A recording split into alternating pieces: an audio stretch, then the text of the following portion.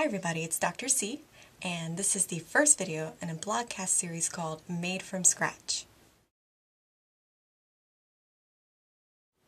In this video series, I will be showing you how I'm going through the process of designing an online course from scratch. Now, this is the first time I'm teaching a course. It's a course on adolescence, but I'm developing it from scratch, even though I have all the resources to just kind of put it together that the department has given me. But I want to design it from scratch because I have specific outcomes that I want to achieve. And since it is an online course, I need to be careful about how I set up the interactions so that I can provide the best online instructor presence that I can. So as we go through this, I'll be talking about my process, and I hope that you'll share some of your processes as well. My particular way of doing things might not be the way you want to do things, but I hope to provide a bit of research behind what I'm doing, and maybe can give you some ideas of things that you might want to try as well. So I like to think of course design a little bit like I'm thinking of putting together a dinner party. So the idea is that you have to do a lot of planning and a lot of pre-work in order to get the best result. So what we're going to do today is start with 3 easy steps that you can do to get your course started. And you'll notice that even though I'm designing an online course, none of these things take place online. They're all right now paper and conceptual. So let's get started with step number 1. Which is to assemble all your resources.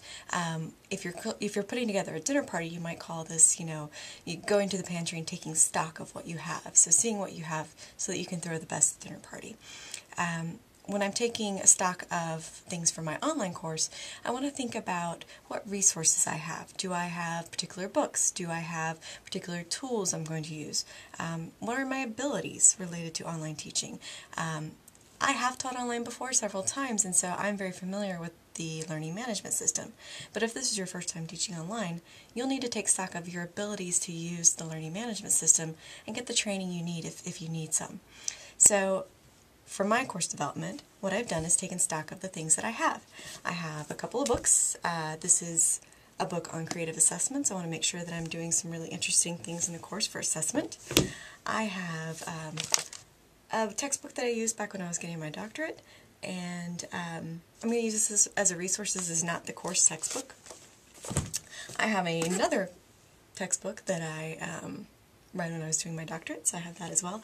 Notice I don't actually have the course textbook yet.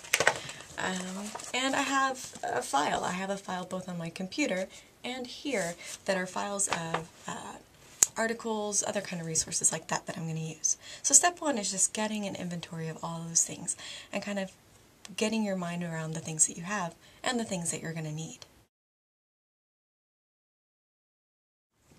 So the next thing I do when I'm putting together a dinner party is I set the direction.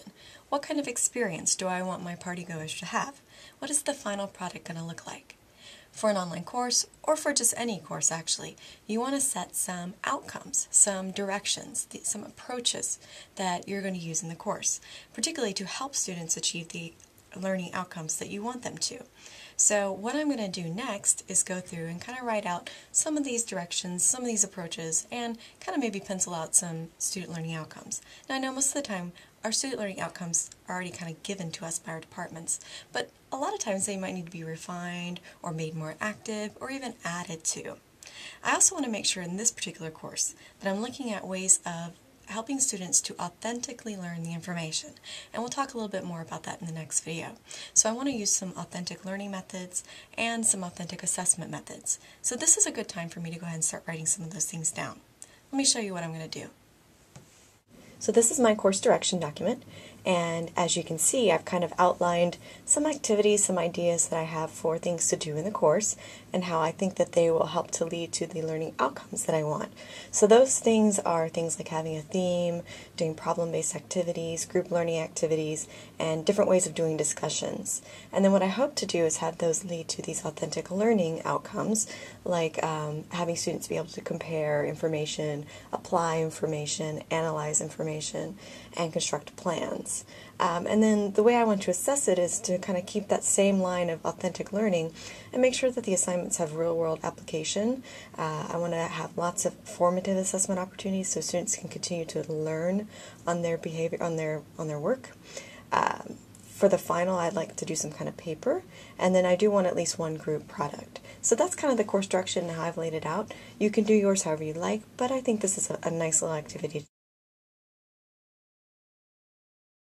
Alright, so the next thing I would do if I were hosting a dinner party would be to find the recipes I want to use, or maybe even write my own recipes. So when I'm designing my course, I want to do something similar. In this case, I want to kind of put together an outline for my course. How am I going to chunk information together? How am I going to present information throughout the course? In what order and what organization style? So those are the things I'm going to go ahead and start writing out as well. You can call it an outline for the course if you'd like, and I'll show you what mine looks like. So a lot of times our course outline looks like this. You know, we do it maybe by week, and we chunk out information according to those weeks, and that's very good, and that works very well for a lot of people.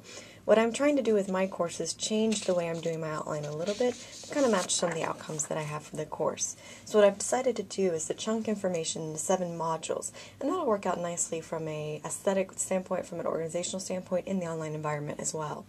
So in this case, I've done modules according to kind of general themes that then will kind of integrate with the overall theme of the course, which is adolescence thwarted. So what they'll do is they'll look at each of these areas of study, the biological development, cognitive development, gender and sexuality, all those things in light of the adolescence thwarted theme. And so that will really help them to start to develop a deep understanding of the information and make application of the information to a context larger than what just is in the course.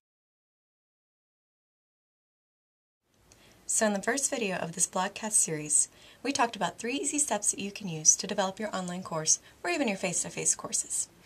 The first step is to take inventory. What do you have? What do you need?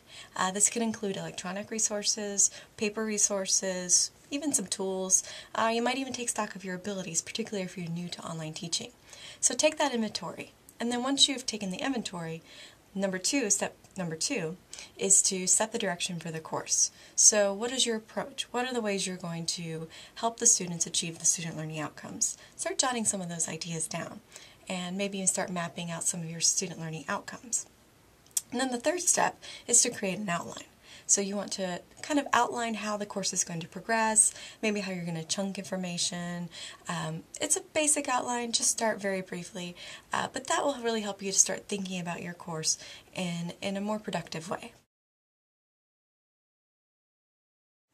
So I hope you'll join us for our next blogcast.